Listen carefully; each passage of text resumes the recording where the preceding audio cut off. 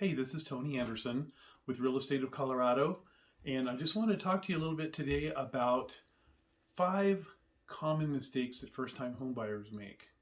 So let's get started. Number 1, not understanding the time frame involved in purchasing a home. You have to get hooked up with a lender, they'll go over your qualifications, and then you'll have a lender letter. That's really important. You need that to write an offer. You're going to be doing searches. You'll do some on your own. Your realtor will be doing searches for you also, helping you with those kinds of things. Discussing offers and kind of coming up with your strategy of how you want to purchase a home. There's a lot involved, and a lot of times first-time home buyers, they don't know what they're looking for. So listen to your realtor. I love it because we're working with first-time home buyers, and people say, "Oh yeah, we want a 2-story home, and we want to have our bedroom upstairs." And the other person might say, "No, are you kidding? I don't want to do all those stairs." And so it's a discovery period, and it's fun. But don't be, overwhelmed by the process. And a good realtor is going to help you through that anyway. You're going to have inspection. You're going to have to go through an appraisal process, and then closing. Number 2 is fear.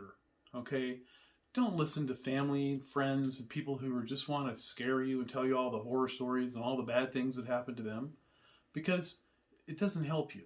It's good to be clear and be logical and proceed forward with all of the information, because facts kind of eliminate fear.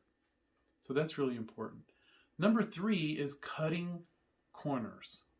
Okay, it's going to take a little bit of money to go through this process and to do it right.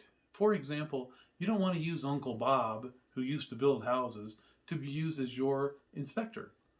You might do it for free or for $50 or $100, but you need somebody who's going to put together a 20 or 30 page inspection report with color photos of things that they might have found that are important. And it's also more authentic or more logical to use somebody who's a professional when it comes to the inspection objection portion of the contract. So that's a good thing to do. And cutting corners too, you don't want to not do the research on an area that you're looking at. Look at the schools, the churches, the neighborhood. Does it back to a busy street? Things that you don't always think about. So take your time. Don't cut corners when it comes to figuring out what's a good house for you. Number 4, ruining your credit.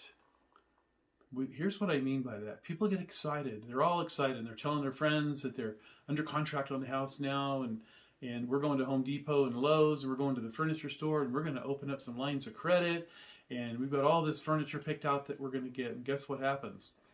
Because they did all that, let's say that you have a $10,000 line of credit, a new line of credit at Lowe's and also Home Depot and also a furniture store.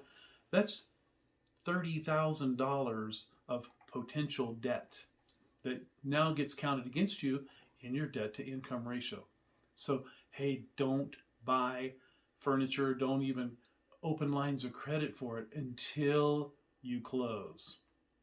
It's really important because they'll do credit reports or credit checks right up till the day of closing, and you can ruin it and I've seen a few people do that.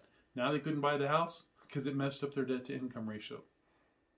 So another thing too is that you don't want to figure your ability to purchase a home based on your gross. We get all excited and say, "Oh, here's how much I'm making, and she's making this amount, and together we're making this, and we can afford a car and a house payment and all these other things." Don't do it on your gross income, guys. Look at your expenses and then be honest with yourself and figure what my expenses are going to be after, or what my income is going to be after those expenses. And number 5 is waiting for a down market. Hey, we're tired of this crazy seller's market and all these multiple offers and bidding wars, and we're just going to keep on waiting until it's a down market. Well, markets go up and down and up and down. Notice it's going up and down. So you'll see a line in history of the average price of homes, and you'll see within that line, I'm going to show you this graph of the market going up and down. So it'll be a buyer's market and a seller's market, and a buyer's market and a seller's market. So which down market do you want to buy in? This one, or this one? So treat this like a business decision, okay? It's fun, and you need to make it fun, but treat it like a business. Don't be afraid. Be smart. Get all your data, get some people to help you, get professional people to help you through this process. And we are your flashlight. What I mean by that is when I was a kid, I took a flashlight in the haunted house at the amusement park with my buddies, and you get strapped in this little roller coaster looking thing, and it bursts through the doors, and you didn't know what was getting ready to jump out at you. But I kind of ruined it for everybody because it wasn't very scary, because I had a flashlight, one of those old Rayovac 6-volt battery flashlights, and I'd shine the light and just go, yeah, look at that skeleton, that's not very scary. Look at this thing over here, this is going to jump out, it's over here. Well, we do that in real estate, because a lot of things jump out at you and scare you that you're not expected, and we want to be your flashlight in the haunted house, or in this case, we want to be your flashlight in this house hunting process and the process of you finding a home. So we're Tony and Cindy Anderson, Real Estate of Colorado. We own the company, Real Estate of Colorado, been in business for 24 years. We love what we do. We know trust has to be earned, and we hope to earn yours.